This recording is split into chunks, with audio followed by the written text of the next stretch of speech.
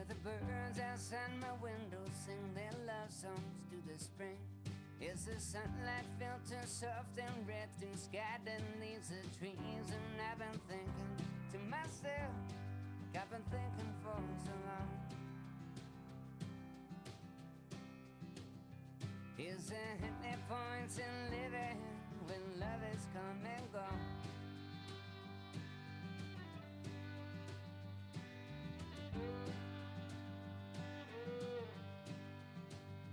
And the moonlit streets, the shadows dance the dirges in the dark.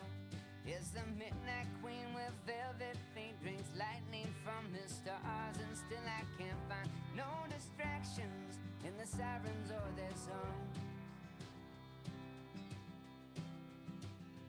Is there any point in living when love has come and gone?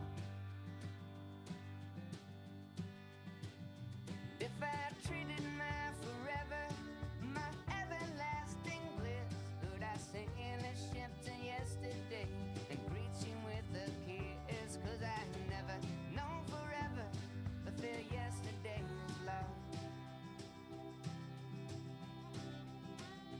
Is there any point in living when love has come and gone?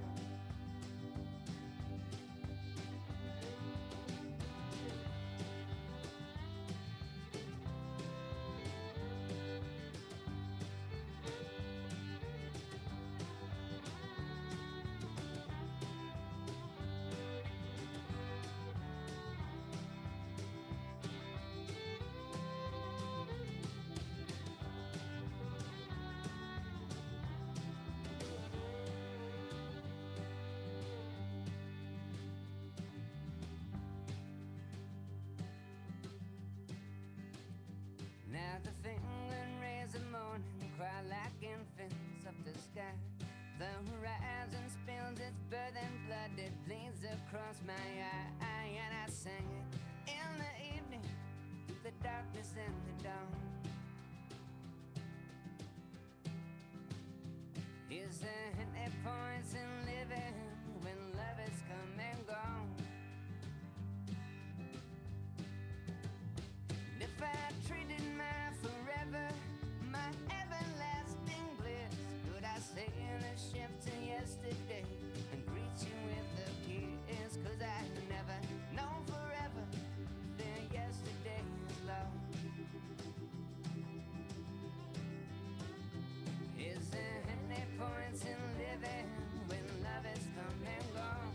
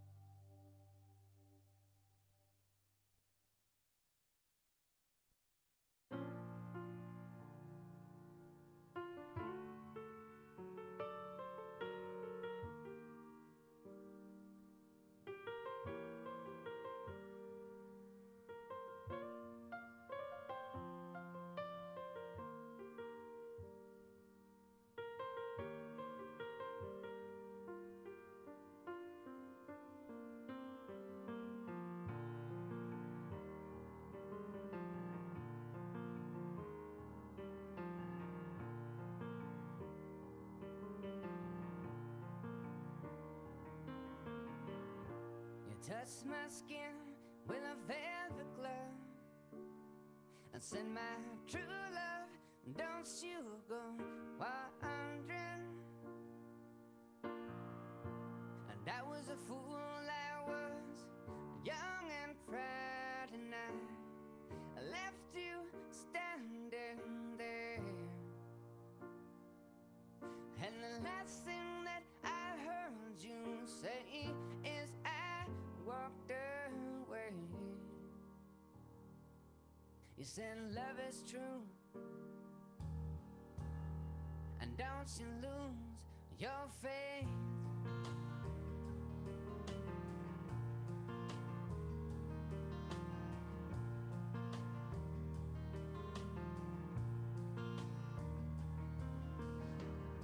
Across the ocean to a distant shore, I walked in slums of vice and misery.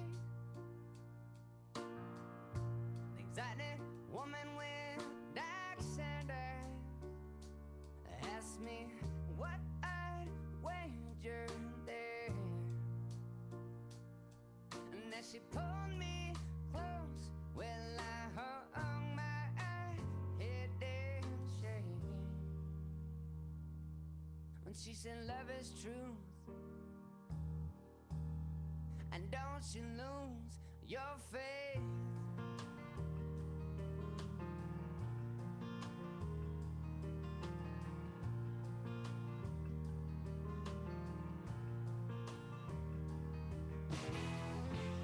It's the streets of cold despair. I went begging for a touch of bread, and she said love is true.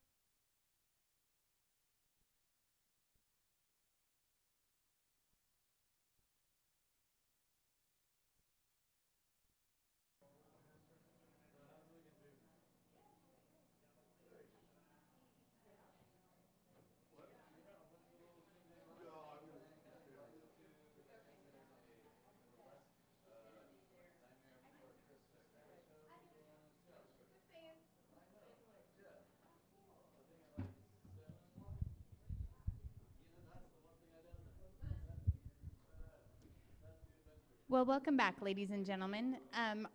If you just joined us, we are having a speaker series today about vulnerability, about the beauty of it, about the hard work in it, and the rewards of it.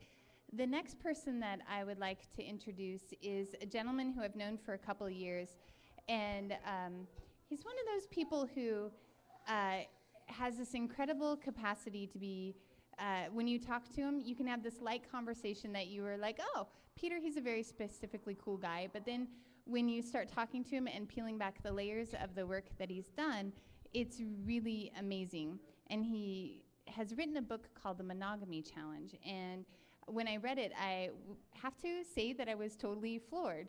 It's one of the best relationship books that I've gotten an opportunity to read.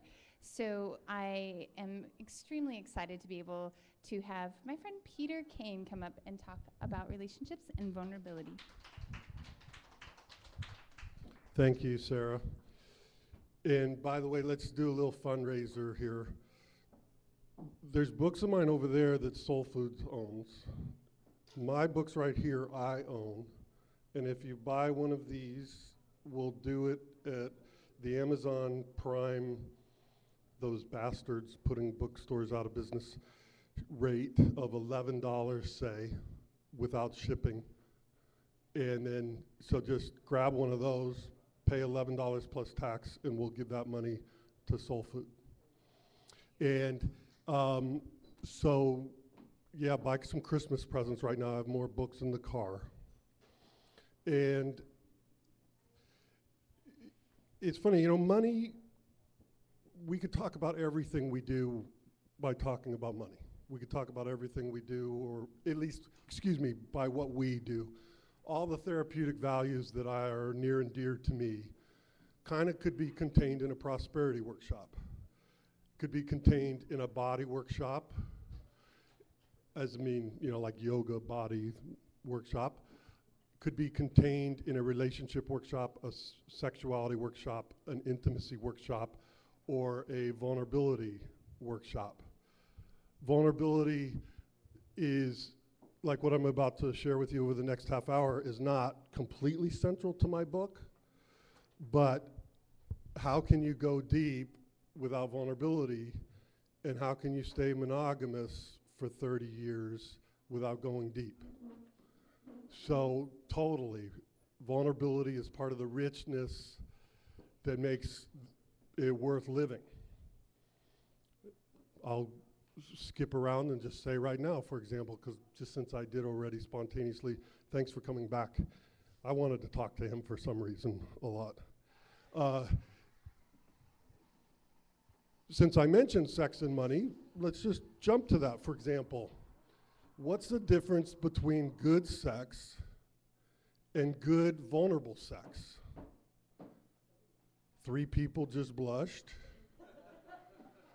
Because we know, like, oh, you got a new girlfriend, boyfriend, whatever, so how's it going? Well, you know, it's strong. It's really strong. You know, maybe they'd elaborate a little bit more in private, right? Well, it's strong and it's really vulnerable too. Like, which one has a better chance of really floating your boat for 30 years? There's a difference between what people that don't hang out at a place like this call sport fucking and good, deep, intimate sex. Where's that richness coming from? Okay, so that's just one arena. I'm going to table that there. That's all you get on 30 minutes of that. So where I'm coming from, like back to the body and breath work, by the way, my claim to fame is I'm one of the original certified rebirthers. I was teaching rebirthing in the director of Theta House when I was 20 years old in San Francisco in the late 70s. Very grateful that I was able to be there at that time and catch a wave that literally empowered me at a big level at that age. And then one thing I'd like to contribute to what your current understanding of breath work is that in my opinion, a lot of the deeper relationship work grew out of the breath work that was happening in San Francisco at that time. And it was rebirthing based breath work, and that's the breath work that kind of, well, it is the breath work that preceded holotropic and transformational breathing. These other things grew out of it.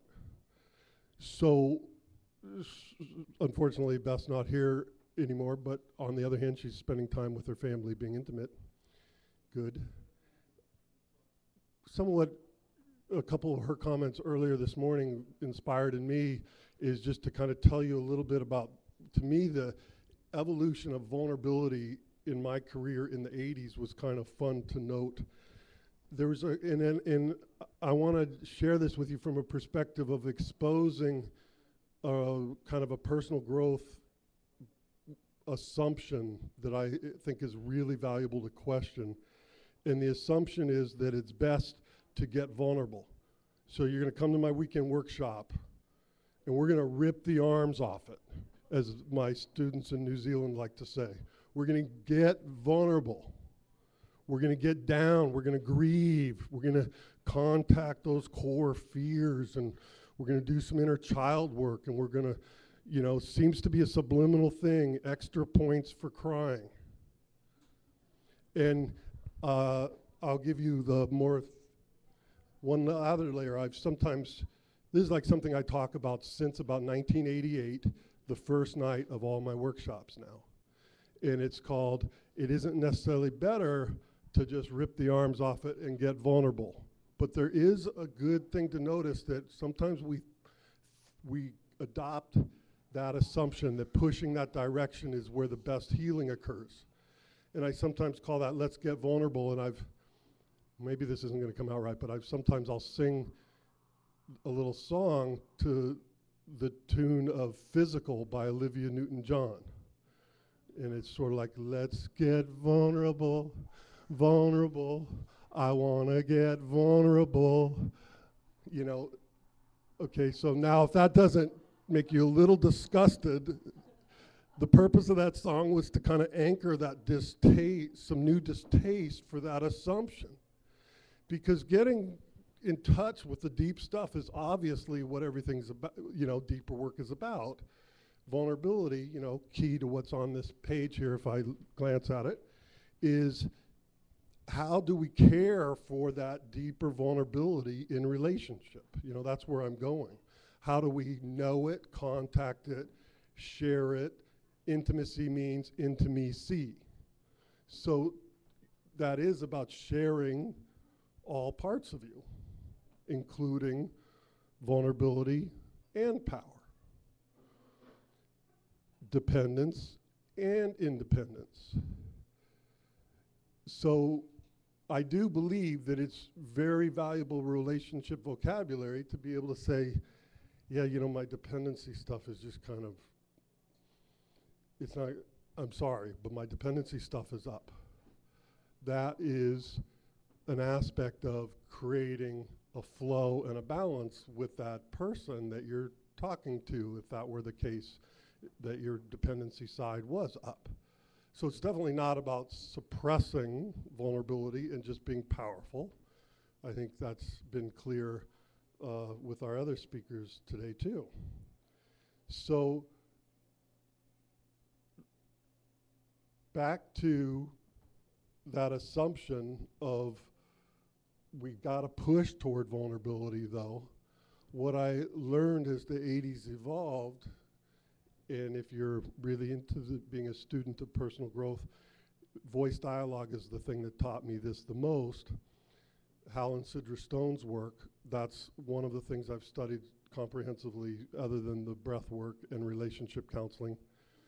In voice dialogue, they taught me, and has been central to the way I've spoken and practiced since, is that resistance isn't because you're an idiot that isn't willing to get vulnerable. Defensiveness isn't because you're an idiot that isn't willing to feel safe enough to share your vulnerability with your partner. These opposites need to be understood and embraced and worked with. So, simple adjustment. And it, you know, for some reason it's an example of why I wanted to talk to someone that appears to be under age 30 that's, you know, tuning into all this. Like an interesting question that might, if I was really to slow down, I'd be curious, how many of you think of your, what I call your psycho-spiritual pursuits? Okay, so that's a new word for that maybe you don't use, but I like to just say, yeah, I do a lot of psycho-spiritual work. It's worth, and I've noticed this throughout my whole life and career, some of us favor the spiritual side of that mixture, sort of like we're mixing a carburetor when we have a workshop or a talk or a session. Do you favor the spiritual context of trusting that you're connected and that your thoughts manifest positively? And you know, like when I was 16 reading Carlos Castaneda, you know, that's spiritual, understanding that there is no death. When I started studying how to be a channel or reincarnation, to me those are spiritual contexts primarily. Do you favor that, or do you favor the psychological? Sorry, honey, I'm getting a little dependent because my mother wound is triggered. You know, that. Okay, so show of hands. Do you favor one of those? So we got balanced. Well, that's because she's over 40. You know, that, of course she's balanced. Yeah, it's balanced. Yeah. Anyone willing to note that they favor the spiritual? Favor the psychological? So basically, embracing both and flowing with it is part of what I think of is that's going to make life deeper, more prosperous, more healthy. If you think about it, when we talk about specific relationship problems, they can be noted as, well, he's just kind of pushy and career motivated and kind of stuck in his head. I mean, those could have been different descriptions, but if you notice some of the comments we might make, that's someone that's pushing for power, suppressing their vulnerability. And when, you know, if we're a little more flowing, vulnerable, spiritual person, even though those two aren't necessarily the same, forgive me, we might shake that power dude's hand and just go, God, if he would just relax and get more aware of his mother wound, he'd be a lot richer of a person to hang out with. And then on the other hand, we have this other kind of person that might be a therapy junkie going, let's get vulnerable. Oh yes, nice to meet you. And like I'm borrowing from Carolyn Mace now. Oh, nice to meet you. Yes, I'm an incest survivor too. And it was really interesting to hear you say that you were in, you know, just like cocktail party, 30 seconds, you know, okay, yep, we're both, you know. So we can, in a sense, be imbalanced and thrashing about in our vulnerability too.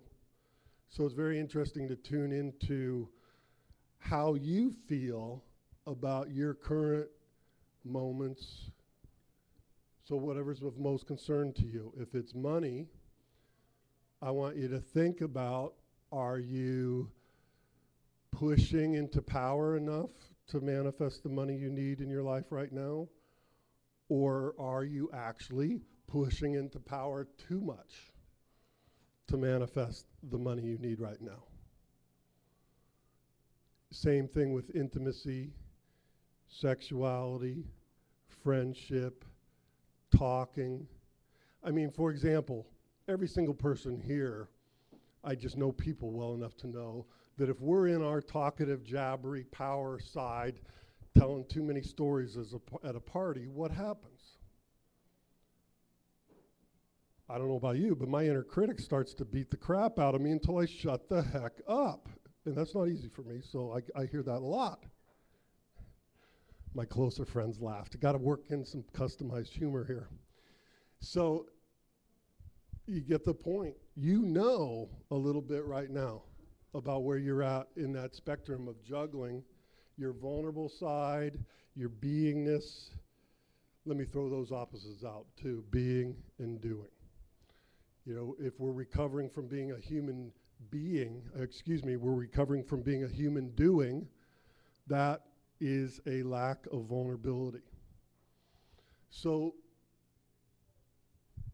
within balance, learning to focus on vulnerability is actually really important. Most of the people we know, don't really know themselves that well. That would be a great way to summarize how you would like to support some of your very best friends, is you would love to just keep living with them, and 10 years from now and 20 years from now, we all will know ourselves better. And with that process, learning what we feel vulnerable about in that more emotional, flowing, watery, flexible side of life will resonate more deeply. I just reminded myself of something that, as I was getting ready to talk today, I was thinking of that I might actually lead with, which is vulnerability is one of the words that, have you ever noticed that all the words in our vocabulary really just point a generalized direction? And one of the really beautiful things about being a poet, for example, is you've picked a simple word like blue stone. And it means something that's abstract. It also means two things at once, and so on. Well, when we're being more academic, as I am today, as we are today, vulnerability is just totally one of these ballpark words. What is it? So before I go on, let me back up and just also be sure to give the inner child its fair due for what I have to say today. Relationships work best when we have a strong awareness of what our vulnerable inner childlike needs are. That's another ballpark word, inner child work. Does that really exist? I mean, I've been facilitating it for 33 years, and those words work close enough for me, but let's be a little humble and step back and observe that I don't really know for sure if we're talking about the human need of being a vulnerable baby that would die if you were left alone, and whether inner child is the very best way to describe that vulnerability. But I mean, it works. So similar to the word vulnerability, I wanted to mention that. the other bigger reason I wanted to, that it says on there something about vulnerable inner child is the other evolution. It's funny, I still haven't finished what I was saying about protection and let's get vulnerable. So now I'm going to finish what I'm saying about vulnerable inner child and connect the two. By the end of the 80s, I learned that inner child work wasn't the deal. The bigger deal was inner parent work. And in fact, a lot of us that were doing inner child work in the 80s kind of learned, got some harsh feedback from some other teachers, this and that, for example, John Bradshaw got a lot of flack in the therapeutic community by doing these big workshops that were about your inner child, when he had no screening process prior to those 400 people to discover if those 400 people had an intact inner parent. Because if you take someone down to their wound of core vulnerability when their life as a child was freaky, scary, vulnerable. By the way, the reason we're vulnerable is it's a physical universe. That's when I'm talking about a more spiritual interpretation of the mind and where dichotomy starts. It starts because it's a physical universe. It's me and then you. You look separate to me. I don't see an umbilicus connecting us, So it's just the nature of the physical universe, and crossing the street creates I am this, I'm not you, I'm not the street. I better make sure that the car that I'm not doesn't hit me. And that's where the hierarchy comes from. That's basically the origin of negative belief. The longer description of that talks at least 45 minutes. So we'll move on, but it's very similar to the inner parent. If we were truly vulnerable as infants, because it's a physical universe, if we weren't connected as infants, we'd be dead right now. You get that? It's real. Okay, so the inner parent is more important. Developing those skills, the word that, I talk about this stuff in my book, but the word that goes through my book the most about this is self-soothing. Another general term that doesn't put it into a hierarchy of parent-child, or not a hierarchy, but that much specificity. I like the word self-soothing. How do you self-soothe? How do you hold your hand? Sorry, it's Gloria, right? Georgia, sorry. Georgia was talking about mixing that carburetor of strength, humility, embracing the fear, reminding herself that it wasn't real, taking steps forward, but she wasn't in like macho dude, I'm powerful. She was in a more pulsating, healing, accepting quality. So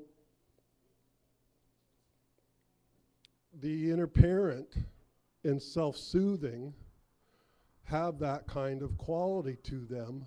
How do we hold our hand and be vulnerable? I'll jump back to sex. Well, that'll make this a little lighter. I don't know about you, but when I take my clothes off, my body's not perfect. And what's funny is I've interviewed some people that seem to have nearly perfect bodies, and they feel the same way. It's kind of interesting. But for example, if I'm naked and someone I like is hopefully about to touch me, or they're already in the middle of touching me, and since I teach Tantra, the lights are on, and the eyes are open, okay, I'm feeling kind of vulnerable here. And then there's eye contact, and then since I know myself pretty well, I'm kind of like being intimate about it and trying to enrich the experience with some truth. Namely, I'm astonished at how beautiful you are. There's a lot of vulnerability there. It's funny, I erased my hard drive during my joke there because it was about sex and, okay, yeah. In that imperfection, how do you hold your hand in that moment and stay tantric? I mean, I could pick a million examples. that we are self-soothing all the time, or being beat up by our inner critic. But the bigger key in relationships isn't just to learn to be vulnerable or learn to be powerful. It's to learn to be present with our own inner power and comfort our own inner vulnerabilities. Now I said it the way I wanted to, more simply. Okay, so back to vulnerability, and let's get vulnerable. So what I learned by the end of the 80s is that similar to developing a strong inner parent is to inner child work, developing an awareness of my inner controller protector. That's just another generalized path lingo that works from voice dialogue. How are you controlling and protecting right now? So hopefully my self-effacing humor reminded you that it's normal to have insecurities, and you're doing a little better job of being intimate with this group of people you're in this room with right now. But so the point I want to make back to vulnerability and power is that the point isn't to walk into the room and go, hey everyone, I'm a SoulFood groovy person and I'm vulnerable. Excuse me, I was teaching this in the 70s apparently. What's actually more rich, more truly intimate, I mean, that was a pretentious energy I just displayed there. It wasn't authentic, it wasn't core, I wasn't present to the real information about my worth or whether I'm in a safe place.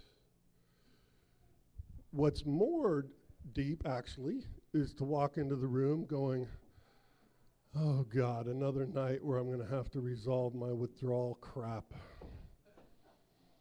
You know, or whatever, like just understanding how my power self defaults to withdrawal, pleasing. Hi everybody, how's it going? I'm so glad to see you. I was talking recently to a friend that's one of the things that triggers me a lot is when women do that, when they greet each other. They get all squealy and they go, hey, I'm so glad to see you. It doesn't bother me when men do it, but when women do it, it kind of triggers me. So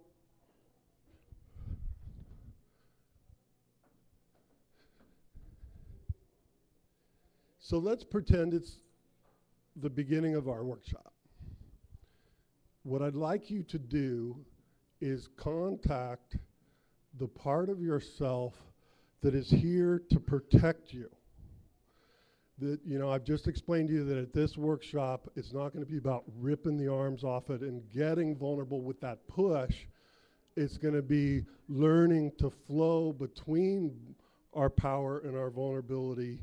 And I do not want you to leave your protection mechanisms, your controller protector, your observer, your withdrawal self, your pleaser, or your pusher at the door or at home. I want you to bring it here and honor that that's a necessary part of how you self-soothe and walk in this world. So this is one step weirder to do this in this environment, but we're going to do it anyway. So I'd like you to think, hopefully I've just stimulated you enough so you kind of know what, you know, I'm sure you don't do this or that, but you know, you come in and your observer, controller, protector is already making sure to sit, you know, in the right place and not say too much. And you have a way how to gain influence and win love. You have a way. So I'd like you to move your body at least 6 inches to a place where that self would most likely be. If you really want to do this process, go ahead. If you got the door, the back door, the dishwashing station, hiding underneath the counter, if you really want to do this with me, go ahead and move there now.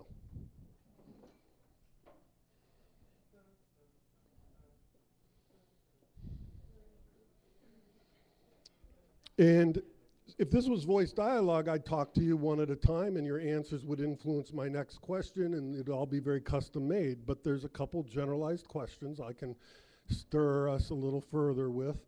And then you can I'd like you to actually answer them out loud. And I may or may not hear you. Other people may or may not hear you. Well, so first I'd like to thank you for coming and acknowledge you for what a good job you do protecting them and how successful you have helped their life be by providing this way of operating that increased their chances of success. How would you describe the main way you do that?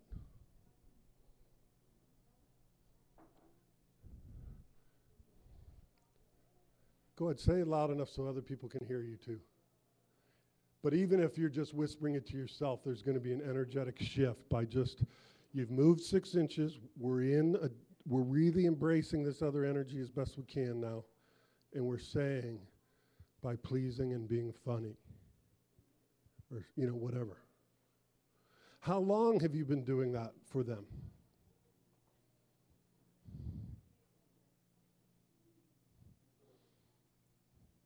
What was happening that made them need you?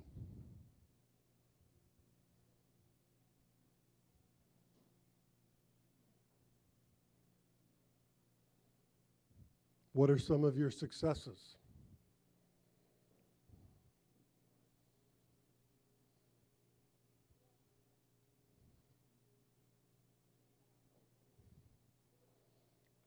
What are you most concerned with right now in their life?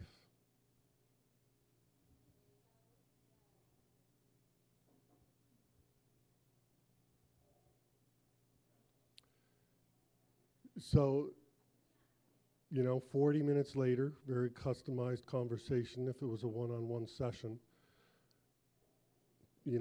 We're ready to come back to you. So thank you for coming and talking to us. Let's go back and talk to them. So that means go back to your other chair.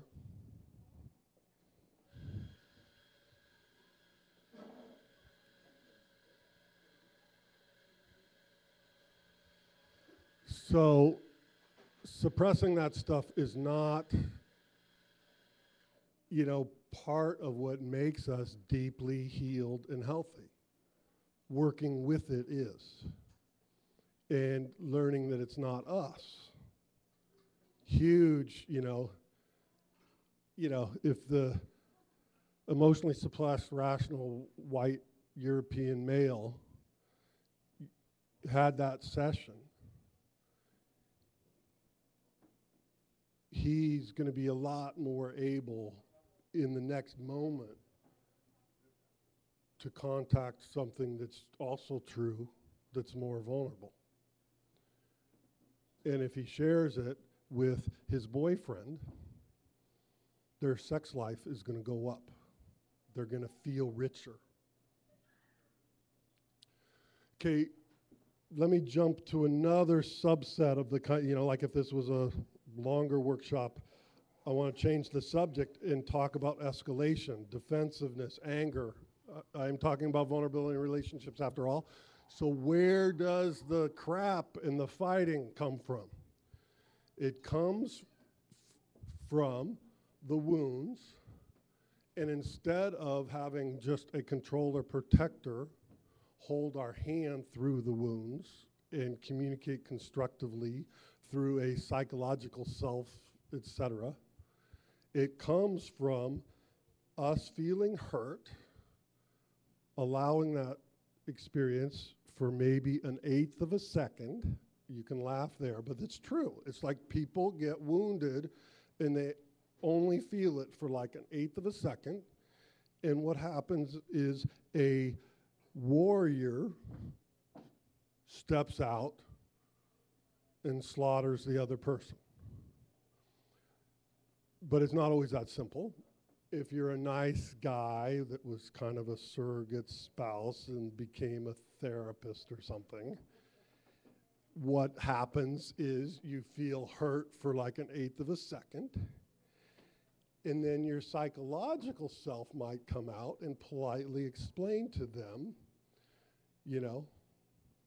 that they must have said something so critical because they were feeling scared and vulnerable. And if they would just embrace their vulnerability and self-soothe a little better, they wouldn't have to say such mean things. You get the value of make this more subtle example I'm giving, because if you're listening to this person here that just went into war, or then the psychological self, that psychological self was pretty annoying too. Pretty condescending. And that person listening to this guy tell you that it's because of your fear and your anxieties and you're not listening to, you're not self-soothing well enough, then what's going to happen? Your warrior's really going to step forward, etc. So it really goes back to learning to contact what you really feel and learn to say things like, honey, it really deeply hurt me and I felt deeply disrespected when you left the cap off the toothpaste. And that triggered my mother wound and reminded me of when she left me in the culvert that winter in 6 inches of water, and I almost drowned to death because I could barely had head control yet. Thank you. So a further application of this defensiveness and this escalation is that, darn it, I've lost this one too. Further application is over age 50, take more ginkgo.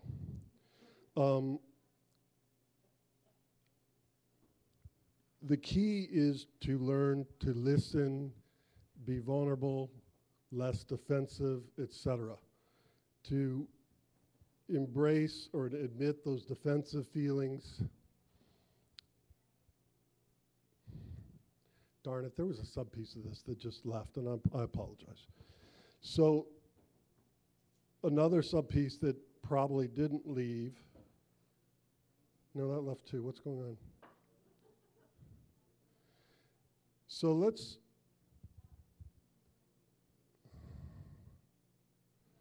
okay, the other piece didn't leave. I'll just jump to this. Another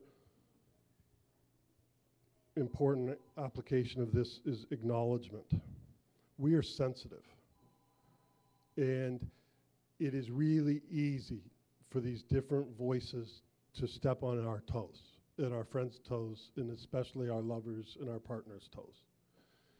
And I long have said that it takes 8 acknowledgements to equal 1 criticism.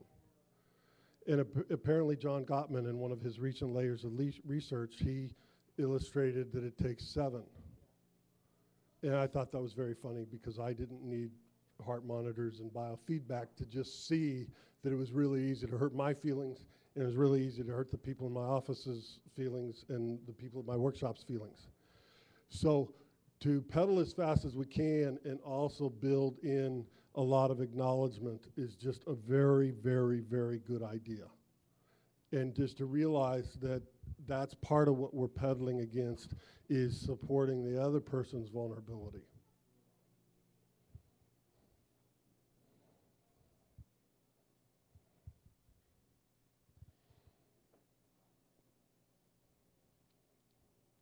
So the energetic linkage, as we've been talking here, has been really good. So rather than, I have another little thing that would be a good way to end. It's also a good way to begin pretty much any workshop of mine, is a fear I have of people really seeing me. So the reason I mentioned and complimented our energetic linkage here is because we're going to do this as a group, if you would like, and we'll just share one each, instead of with a partner back and forth over and over, admitting our fears. You know, a fear I have of people really seeing me is there might be something physically wrong with mucus or zippers or whatever. Or another fear I have of people really seeing me is they might not like me. So, Peggy, how about if you start? Just one, loud enough so the group can hear. A fear I have of people really seeing me.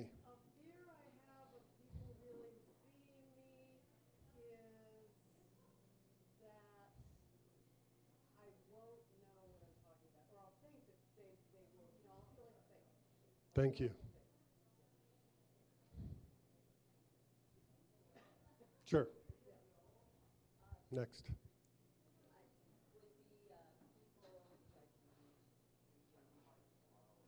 Thank you. You want to add one in the back? No? Great. Not being liked. Misunderstood.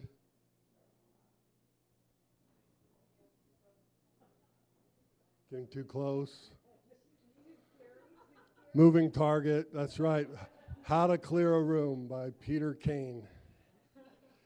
Don't forget, the books are $11 donation to SoulFood today. Right on. Now, she just walked in. So that's like, she must hang out here a lot.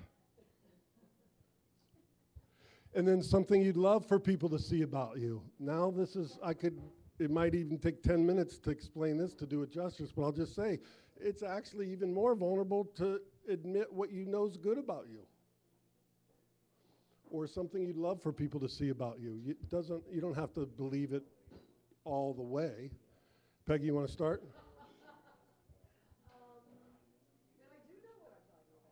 Right on.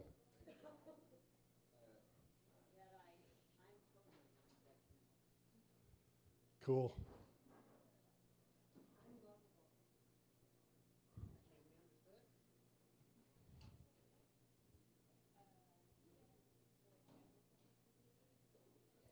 And something I'd love for people to see about me is I have a really amazing relationship between my intellect, my power, and my goofiness. Thank you.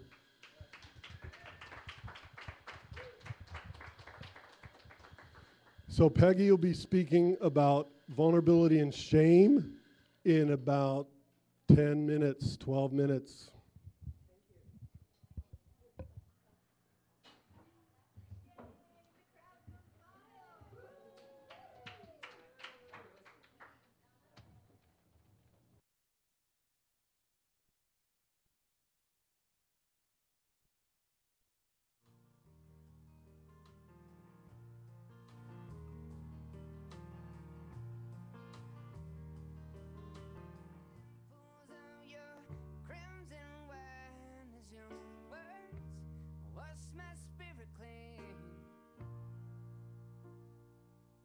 When I wake up again, I wanna see you smiling down on me. When you say love is truth, and truth has sets you free.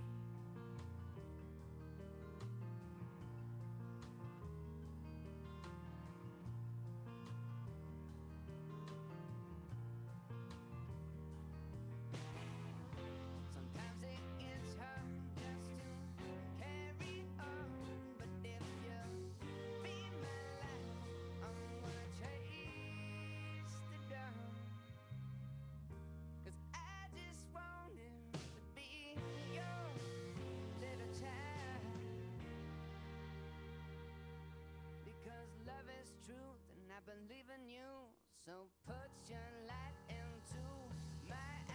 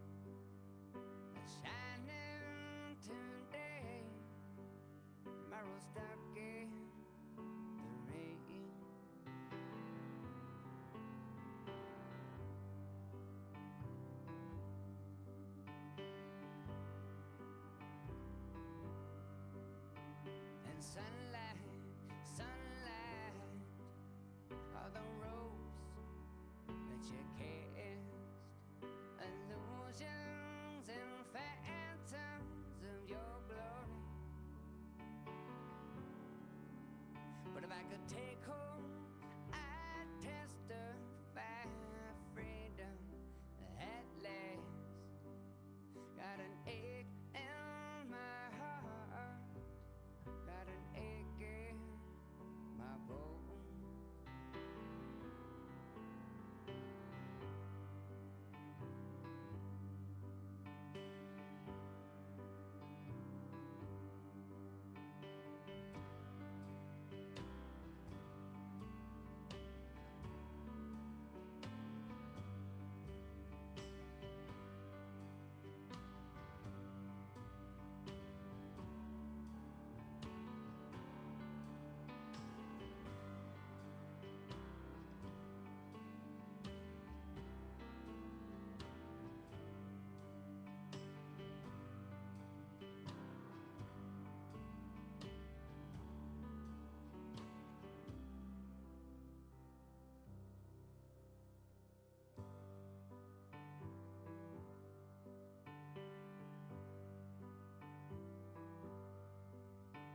And sunlight, sunlight, won't you shine on my face? All these lies have left me blind, I'm feeling hopeless. I ain't asking for salvation, just a kiss for the road. Would you stoop down beside me? I may carry the load.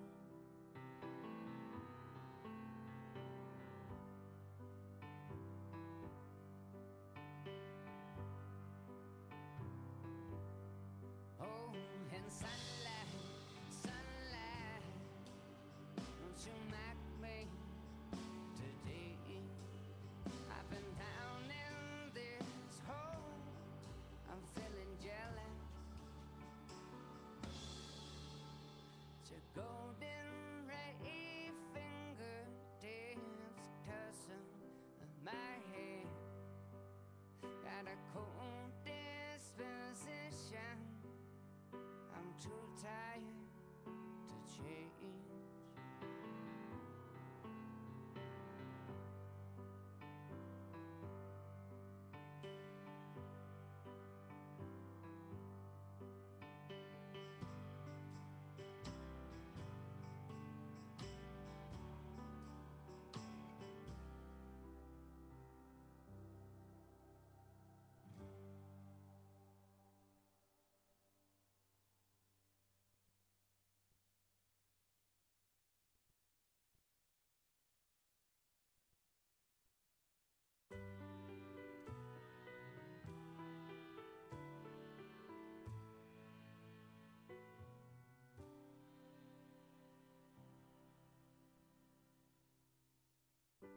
I heard that you were standing on the ledge, boy, with your head out tight and eyes, and you were looking for a friend in Jesus. But the sun never rose up when you called it. When it was gone for good. You walked alone in your darkest hour. People do it all the time. You ain't the first one to ever lose your mind. So let the dead man lie and take up your life.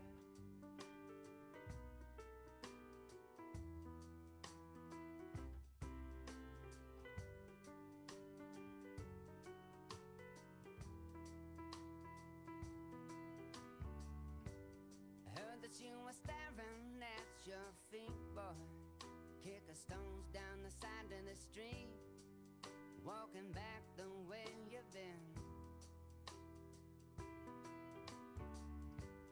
Time was different than when it started. Time was slow and heavy-hearted. You walked in the shadow of a younger man. People do it all the time. You ain't the first one to ever lose your mind. So let the dead man lie, take up your life.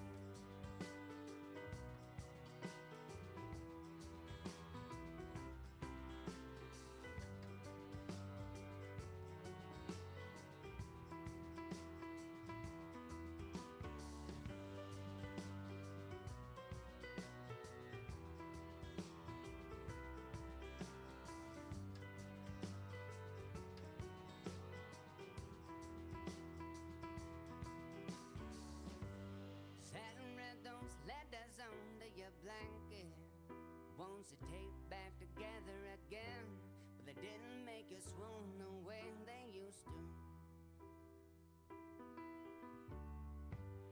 People will come and they will go, and you might never get to know just why the change comes so unexpected. People do it all the time. You ain't the first one to ever lose your mind. Just let the dead man fly and take up your life.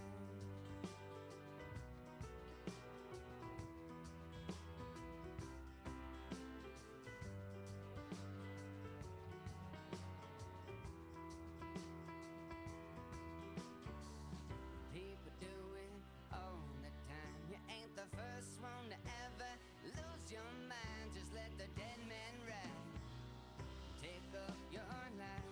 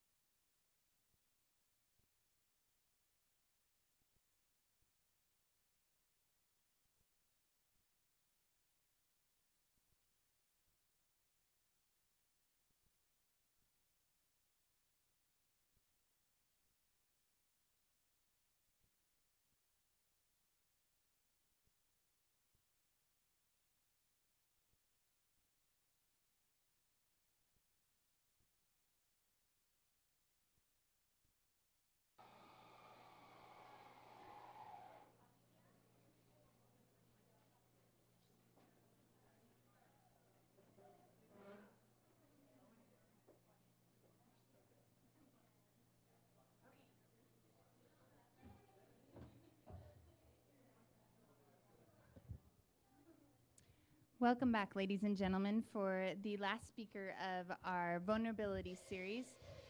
This next person is somebody who, yeah, I would applaud for too, Maisie. Good work. So the next person who I'd like to introduce is a woman who I've had the pleasure of working with for almost over a year now, and she's somebody who I have watched fearlessly dive into places that many of us are even scared to talk about. And what I've been really impressed with is not only her courage to be able to dive into those places, but the vulnerability that it takes to do that. And so I am super excited to be able to introduce our friend Peggy Peterson to the stage. Should we clap maybe?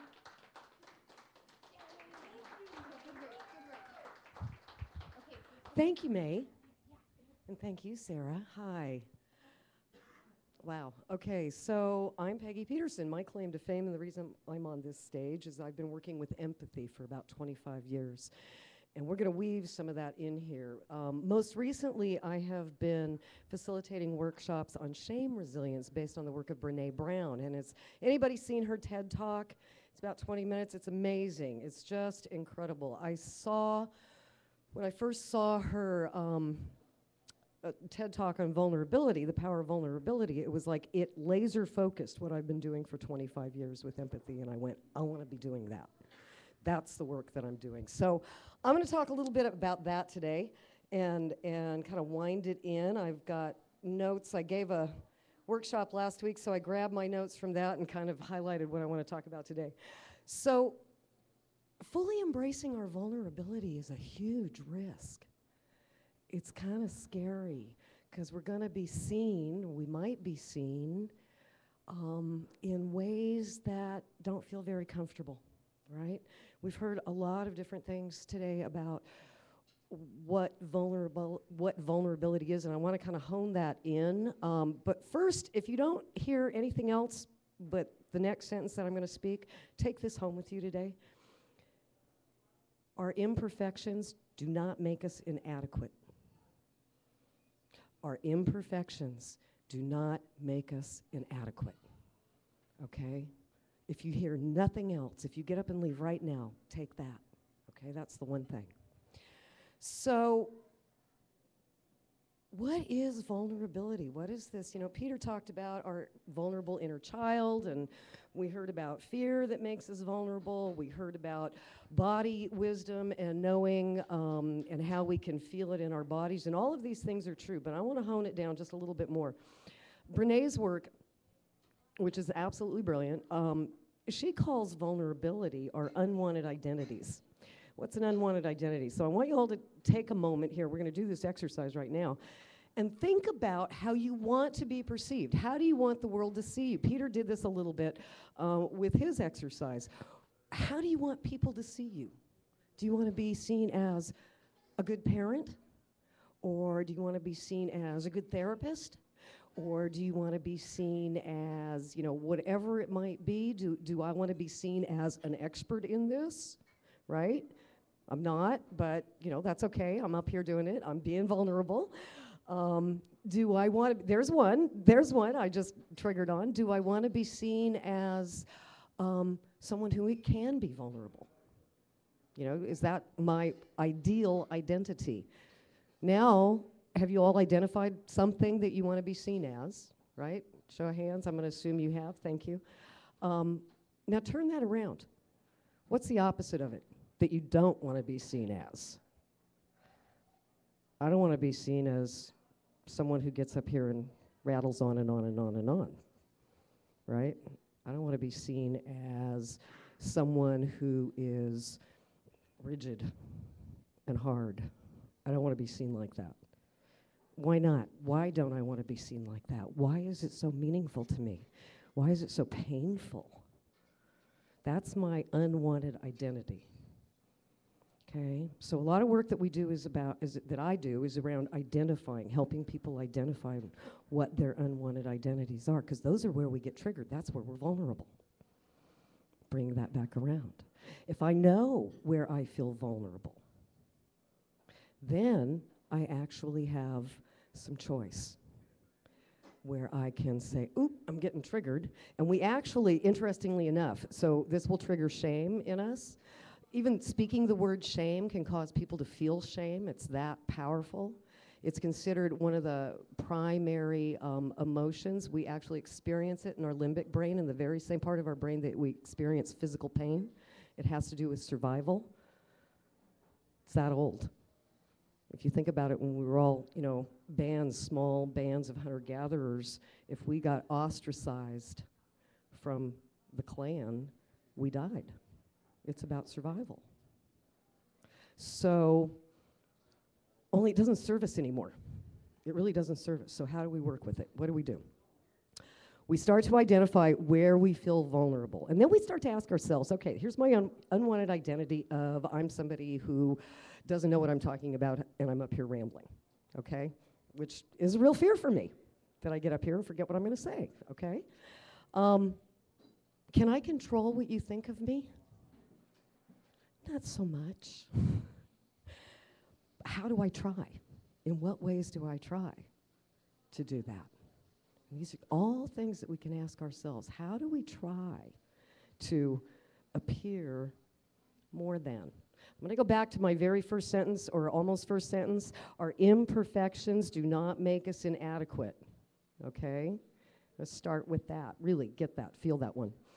So, when I've identified my unwanted identities, and I've realized that I can't control what you think about me, and that actually, if I get up here and ramble, you know, oh well, it's really not the end of the world if I put it in perspective, okay?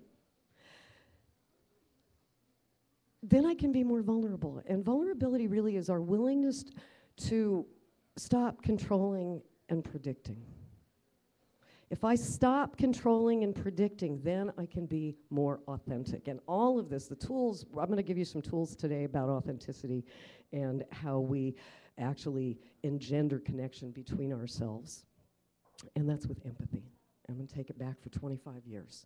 It's so important to me. So if I can set aside and say, okay, if the worst thing that happens is you get up and leave, that's really not that bad. I can contextualize it. I can normalize it. I can say, okay, I can try. What did I learn from that? I can try a little differently next time, right? So I can take a risk, and I can stop trying to control what you think of me. And that will allow me to be more human and to reach out with connection. And that's really what this is all about. I'm going to take it back to shame for a second. There's a great quote. I'm just going to read it. This is Brené Brown's definition of shame. Shame is the intensely painful feeling or experience of believing that we are flawed and therefore unworthy of acceptance and belonging. Wow. Let me read that again. Shame is the intensely painful feeling or experience of believing we are flawed and therefore unworthy of acceptance and belonging. Why is that important? Because our brains and our bodies are hardwired for connection. Shame is, I am wrong or bad, and I have to hide.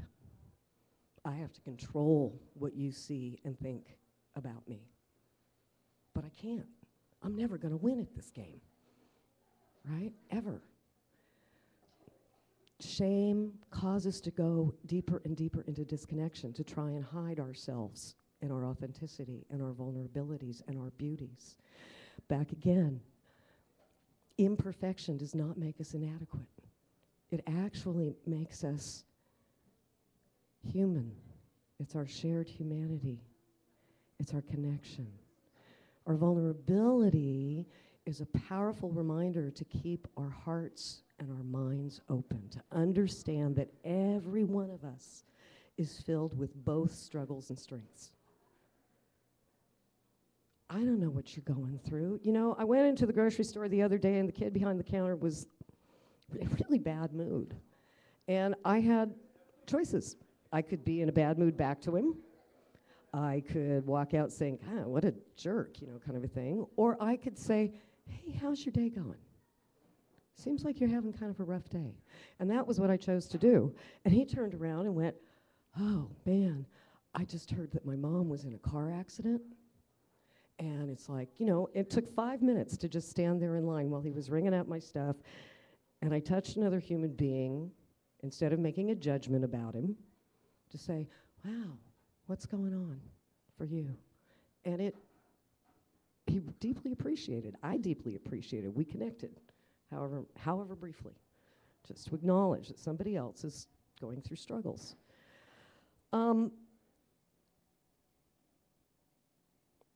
So another thing that takes is what Brene Brown calls ordinary courage. And ordinary courage, I'm going to give you two things here. Ordinary courage is how we show up every day. It's not the big things, it's the little things, actually. So courage we all have a kind of a societal definition of what courage means, but it really originally meant something very different than how we use it today. Today it means kind of like heroics. We think that and this is true, heroics are good. We need heroics. We need firemen rushing in, to save people in the burning building. That we do, okay? It's cool. But courage originally meant, it comes from the French coeur, which is the heart, and it originally meant to speak our truth from our hearts. So to have the ordinary courage to say, I see you. Wow. I can create safety by not judging you. And maybe you won't judge me too. And we develop connection. That's what we do with that piece. And it's powerful, it's amazing. No arm ripping at all. It really can be very gentle in its power. And it's authentic. It's really authentic for me to say, I'm afraid I'm going to get up here and fall on my face and not remember what I wanted to say. Oh well. You can probably relate to that. You've probably had a situation in your own life where you were maybe not on a stage, but you were speaking to a group of people and all of a sudden your brain went away. Oops. It's humanity. It's our shared common humanity, and it's really powerful to remember that. None of us is perfect, and we're all adequate.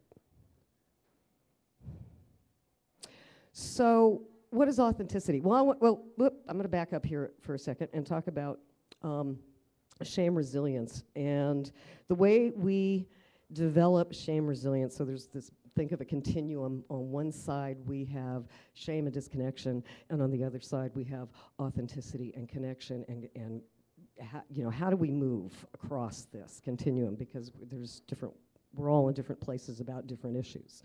Right? If we identify our unwanted identities, we'll find that on this one, I'm kind of like over on the shame scale. On these couple of ones, I'm a lot closer to connection. I've kind of dealt with that stuff. But over here, I'm feeling a little more raw. Okay? So, ordinary courage to speak our truth from our hearts. Compassion.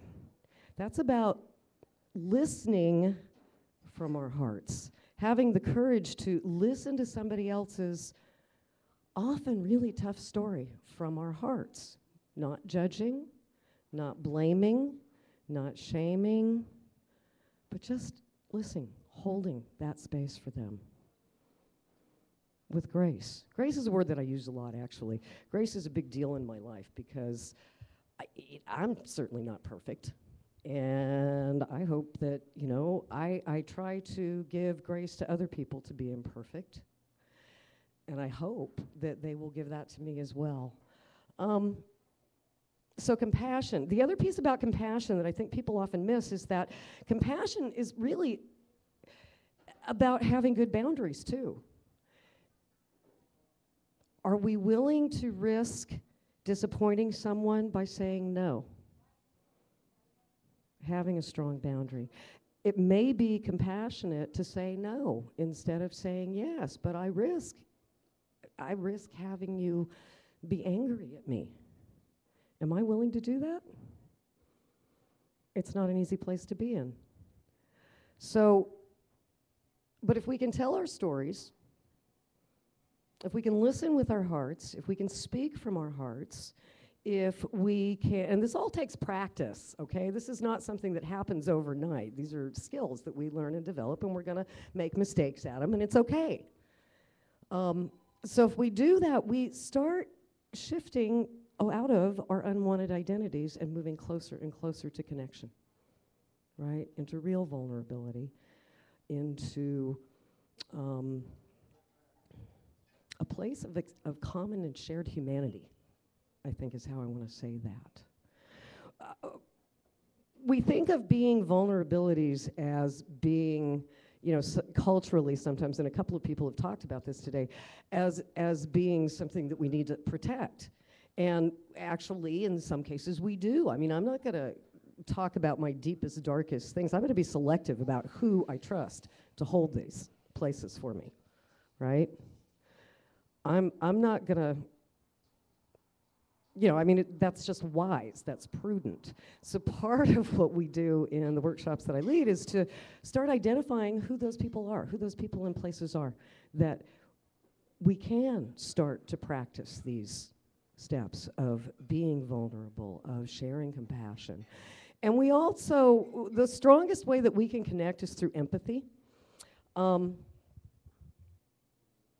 Empathy, I want to actually, so empathy, again, it encompasses all of these things. It encompasses listening with our hearts without judgment. It doesn't involve fixing or giving advice or one-upping. Oh, you think your story's so bad, you ought to hear mine. That's not empathy. It doesn't include, it's easier to talk about empathy in terms of what it isn't, because we all want to rush in and fix things, I think, sometimes. We're wired in this culture to solve problems. But what I'm talking about is holding sacred space for another person so they can be vulnerable. Big piece of empathy is what Carl Rogers called genuine positive regard. And what that means is that while I'm listening to you in such a way that, first of all, with curiosity, I really want to know not so much the story, but what it means to you. I'm listening for feelings and meaning for you. And I'm trying to understand what it means to be in your life. There's always an as-if component to empathy, because I can't understand your perspective unless I've lived in your body for as many years as you have. I can't. I don't have your history and your stories. But what I can do is to relate to the emotions that you may be having. One of the examples that I give in my workshops is that a friend comes up to me and talks about being mugged, for instance. Often I use rape, but we'll just stick with mugged right now. Being beaten and mugged. Now, I've never been beaten and mugged, okay? But can I empathize with this person? Is there any time in my life when I felt threatened, when I've been scared, when I've felt when I have felt powerless? Those are the emotions that I can relate to. I may not know what it likes, or when I've hurt, when I've been in a car accident or something, and I know what that physical feeling of being really physically hurt feels like. I can empathize with all of those things, right? I don't have to have ever been mugged. So that's about digging deep and finding in yourself something that's like, where you can relate to this emotion. Any questions so far? Any questions or comments? Anything from the audience? No? Okay. I have no idea how long I've been up here either, by the way. Peter, can you? You must absolutely talk for 22 more minutes. 22 more minutes, okay. All right. Or less, okay. Okay. So let me define, I talked a little bit about shame. I gave you a definition of shame, but there's a number of words that get confused, that get bandied about together, that culturally we seem to be confused about, and those are shame, embarrassment, guilt, and humiliation. So I'm going to give you the definition of what those are. Shame is, this is the easiest way to think of it, shame is, I am wrong, I am bad, I am, right? Guilt is, I did something bad.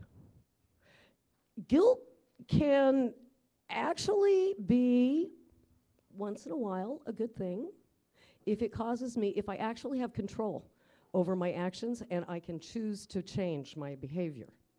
Then it can be a motivating factor. There's never any good shame. Never, ever, ever. Embarrassment tends to be something that we can all relate to. It can actually be funny, like I walked out of the bathroom with toilet paper on my shoe, and it's like, oops. It's a momentary oops, if you will. And often it becomes funny. It's something I can laugh about later. Humiliation is probably most closely related to shame. It's kind of the reaction-response thing. And so a reaction is I get triggered and I do an automatic behavior, right? I always act this way when this certain thing happens. That's a reaction. Response is I get triggered, I go, uh-oh, I'm triggered, and I stop and I breathe for a moment or whatever it is that I need to do, and then I can choose how to go ahead. I can self-soothe for a moment until I feel, okay, I can think about this. Now, talking about, and I'll get to humiliation here in just a second. The reason it's important that shame is experienced in the limbic brain is that literally the frontal cortex goes offline.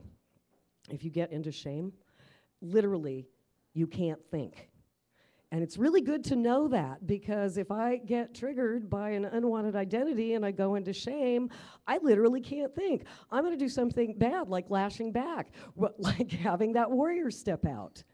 I'm going to do something that isn't going to be constructive. So if I know that, I can go, oh, I need to go self-soothe. I need to sit down and breathe for 5 minutes. I need to do whatever it is I need to do to get myself out of the situation until I can think rationally again. It's really, so that's why that's important. So humiliation. Has anybody ever felt humiliated, like by a teacher in grammar school? Yeah, it's a pretty common experience. So teacher walks in, is handing out the papers and says, oh, Susie, yeah, well, we always know who gets the F in this class, kind of a thing. And Susie wants to, die and hide under the chair or the desk or whatever. She's probably experiencing shame in that moment, right? I'm wrong or bad. I always get an F. I am unworthy of connection. Now, if Susie says, that teacher was really mean, and I didn't deserve that. Yeah, I know I've gotten a few Fs, but I got a D last time. I'm doing better, right? Kind of a thing. That's humiliation. The reason it's important to differentiate is Susie will likely go home and talk to her mom about it. She'll talk to somebody about it and not go into disconnection. She actually has the ability then to, okay, I could do better next time. Does that make sense? Does everybody follow? Yeah. So, shame, I am wrong or bad. Guilt, oops, I did something wrong or bad. I can change it. Embarrassment, oops, that was stupid. Humiliation, I didn't deserve that. Okay? And again, I'm going to say it one more time. Imperfections do not make us inadequate. So, I'm going to talk for a minute about shame versus self-esteem. Shame is an actual physical emotion. We experience physical responses. So back to our very first conversation with Beth this morning, our very first talk about becoming aware of what happens in your body. It's really important in identifying our emotions. So I'll tell you a little personal story. So years and years ago, 25 years ago, when I started doing empathy work, I'm pretty smart, I think.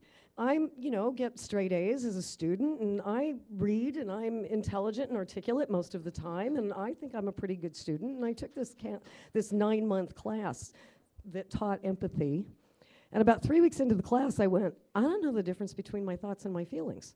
I was disconnected from my body, absolutely, and lived entirely in my head and didn't even know it.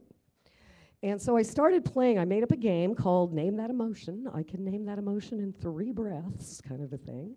And I played that for years. In fact, I still play it. At first, it was about, I think I'm feeling angry. Angry, that's anger. Okay, oh, what's behind anger? Fear, what am I afraid of? Okay, so playing with that kind of a thing. Over the years, it got to, I'm noticing my throat is tight, so, ooh, what is that about? I don't feel like I can speak. What's happening there? Oh, my heart's beating faster. So you start feeling these things. There are some not everybody experiences shame a little bit differently, but there are some universal kinds of things that I'll throw out there. It tends to often be associated with heat. So there's like this core flush that comes up. Has anybody ever experienced that? Yeah. Yeah. And it's like all of a sudden you can't think, because literally you can't think. I mean, it's true. Some people will get like a metallic flavor in their mouth. Yeah, I see a few heads nodding. Some people will kind of go into shaking. There's like an energetic response that starts happening in your body. Your nerves kind of wig out. A very common response, or a very, very common actually, is what we call tunnel vision. And literally, it's like, so your world is out here, this whole big world, and all of a sudden it's like this laser sharp light has been focused right on you, and you can't see anything. Your vision literally shuts down, and you can't really see anything outside of that, and it feels like this light is pointing at you, and everybody in the world can see it, and you can't get out of it. There's a physical response of we want to hide when we feel in shame. Literally, children will, and some I've seen it happen with adults too, but we want to curl up in the corner. You know, I want to crawl under the blanket. We say things like, gee, I just want to crawl under a rock so nobody can see me. It's because we really do. We want to hide. We want to disconnect. So those are some of the physical things. When you start to experience, the reason they're important, and I'm sharing them with you, is that when you start to experience those, you can say, I'm triggered. This is an unwanted identity. What just happened? What got triggered in me? That was a vulnerability that got triggered, and it really hurts. I can take myself offline, as it were. I can step away, go, uh-oh, I'm in shame. I can, Brene says, when she's feeling shame, she's unfit for human consumption. I know that feeling, right? I really don't want to be around anybody right then. I am not in the best mood, and I'm really feeling vulnerable in not such a good way right now when I'm in that experience. So what I can do, though, that is helpful is to check out for a few minutes, go someplace, calm myself down until my brain literally comes back online, and then I can call somebody and say, my best friend, and say, wow, this experience just happened, and this is how I'm feeling. And she can reassure me that my imperfections do not make me inadequate, that it doesn't make me a bad whatever, that there is someone there who is willing to hold me in what I call sacred space, to hold me in such a way that I feel heard, I feel empathized, I feel adequate, and like a human being again. Okay? Does that make sense? Okay? All right. So, shame is a physical emotion. It's really good to know what it is. It's related to, people ask about the difference between shame versus self-esteem. Self-esteem is a thought. Self-esteem is what we think about ourselves. When I'm experiencing shame, I'm not thinking very highly of myself in that moment. I'm feeling like really less than. When I can remember that this is going to pass. And here's an interesting fact. Peter, you were talking about 1/8 of a second, but literally studies have shown that we can only, if we intensely really experience an emotion, we can literally only feel it for 8 minutes. I can pretty much do anything for 8 minutes. If I really go into, if I feel angry and I let myself feel really angry, I'll get over it. It will pass through my body in 8 minutes, right? It's when I keep picking at it and I don't let it go and I keep chewing on it. It's like, a little ankle biter's got my ankle and it keeps, that's the toxic part. So this is about actually finding ways to let, how do I want to say this? To let the toxicity not be sticky. The way I describe shame for me is it feels sticky to me. I can't get it off. I can't get it off. I can't get away from it. It feels sticky. Other people have described it as dirty or sleazy or, but it's not a healthy, positive feeling. And when I'm in that kind of a place, my self-esteem drops to nothing, right? It absolutely is not a good place to be in. If I can take care of myself, if I can self-soothe, if I can, go offline, if I can call my best friend and say, whoa, this just happened, and she can reassure me that that doesn't mean I'm an inadequate human being or that I'm wrong or bad, maybe wrong in this situation, but not bad, and she can help me to see what my unwanted identity was.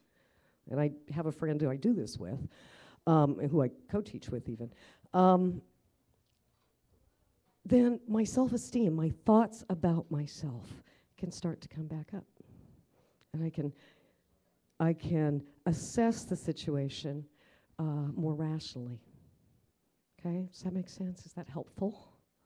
I hope, yeah, good.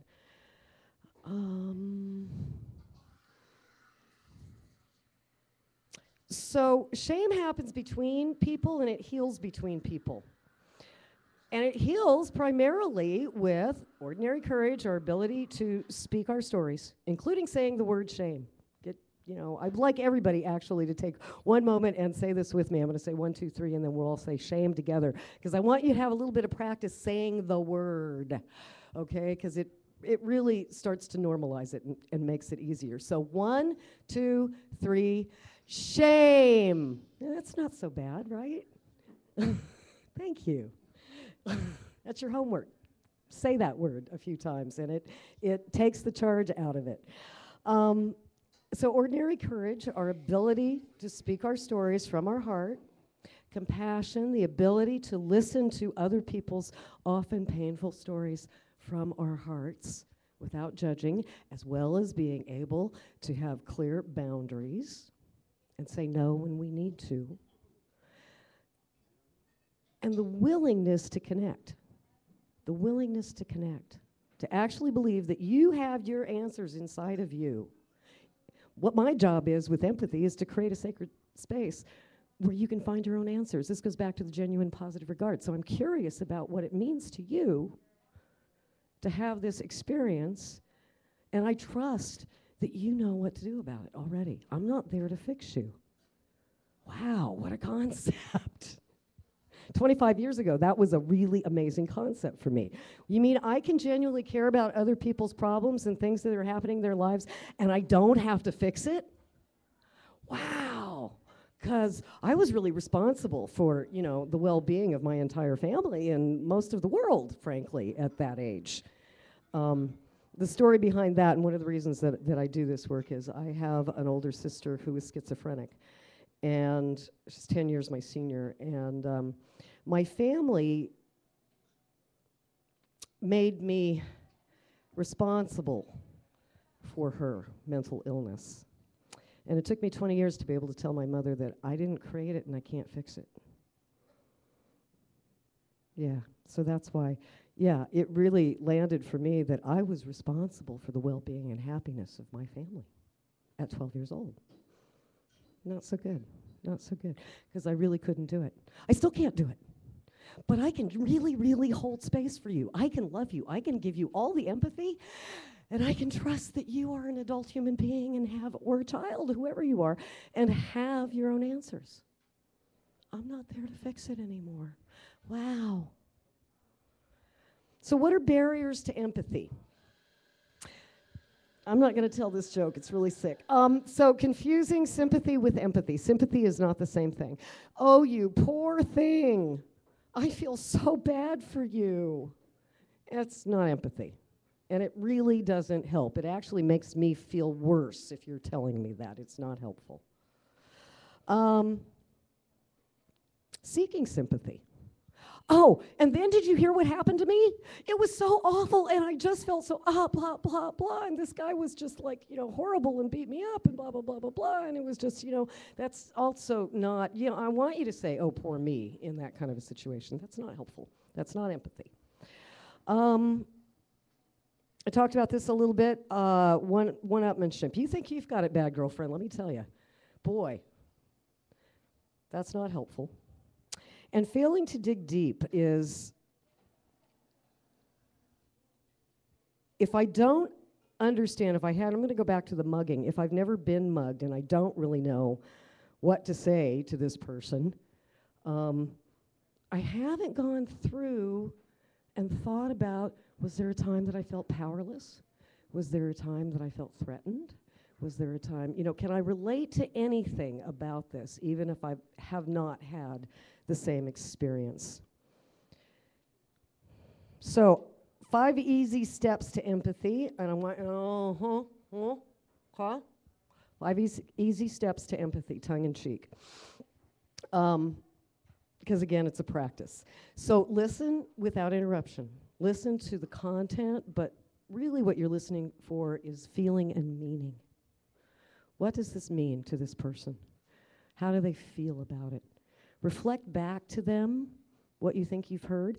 And you might get it wrong. The easiest way to say this is, it sounds like you feel, we'll use the mugger here. It sounds like you felt really terrified when this guy ran up and blah, blah, blah, blah, blah, okay? And the person can say, yes, I was terrified, and I was also all these other things that were happening. It was all this stuff running through my mind. I was really scared about my kids. I was thinking, oh my God, if they take my wallet, how am I gonna get home on the bus tonight? I don't have any money left. I mean, there's a lot of things that could be happening. If you get it wrong, gee, you must have been, what would it be? So I'll try and stick with the same.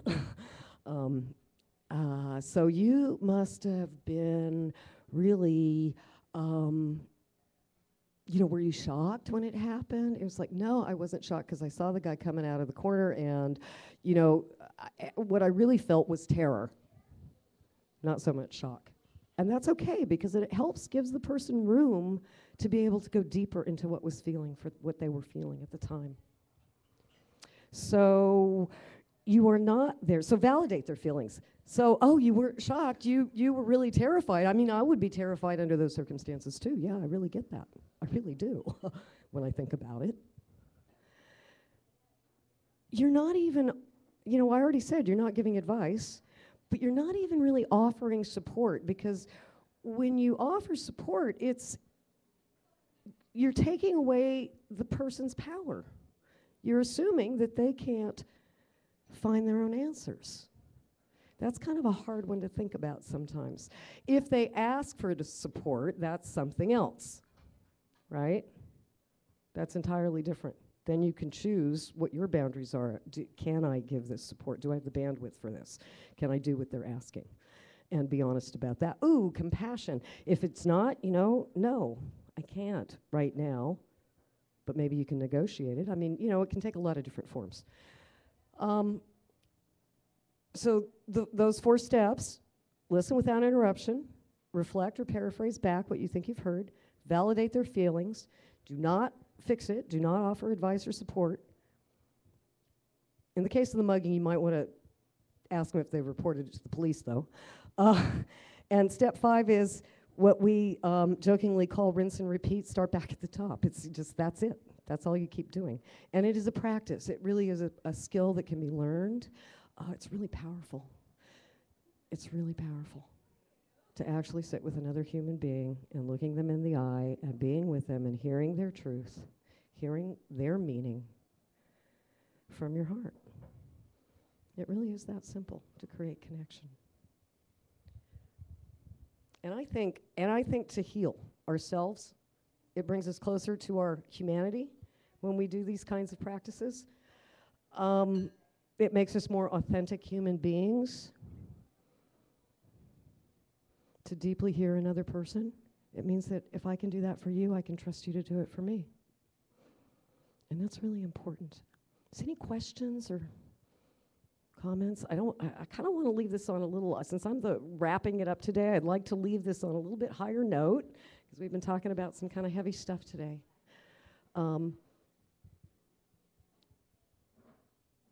Okay, so let's jokingly, one more time before you leave, we're going to practice saying shame. One more time, and we're going to say it 3 times. 3 times, you with me, Sarah? Yay? Okay, cool. So, This is building shame resilience. This is actually a real thing we do in my workshops. Like 1, 2, 3. Shame, shame, shame. See? That wasn't so bad. Thank you.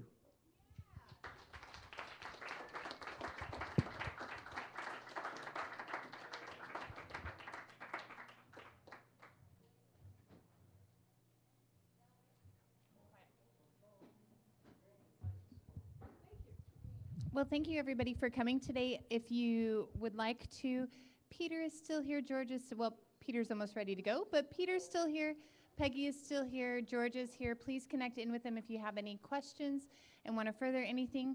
They all have websites, and if for some reason you forget, if you go to our website and hit the directory, all of them are in our online directory, and you can connect with them too. We also have recorded everything, so if you go to soultribetv.com, you can watch all of the archived of what they talked about today. And thank you very much for joining us. When I need some place to go, maybe sit down and listen to a guitar show, pick up a book, find me something to read, or a cinnamon coffee is what I need. I go to SoulFood. I mean the bookstore. I mean in Redmond, where I am now. Well, the weather gets dry and the weather gets wet. I ain't never met weather I couldn't deal with if I came in to reel with the soul food. A little book to eat, a little page to read, and a brain to feed. Well, they got a little thing looks like a potbelly stove, and 47 miles the day I drove to get down here by that potbelly stove. There ain't a potbelly stove. It's a mixture thing of some kind with some sort of necklace of shells hanging on it. They got 3 cameras and a soundboard and an espresso machine that just keeps going. I think they're turning out coffee at night when the place is closed.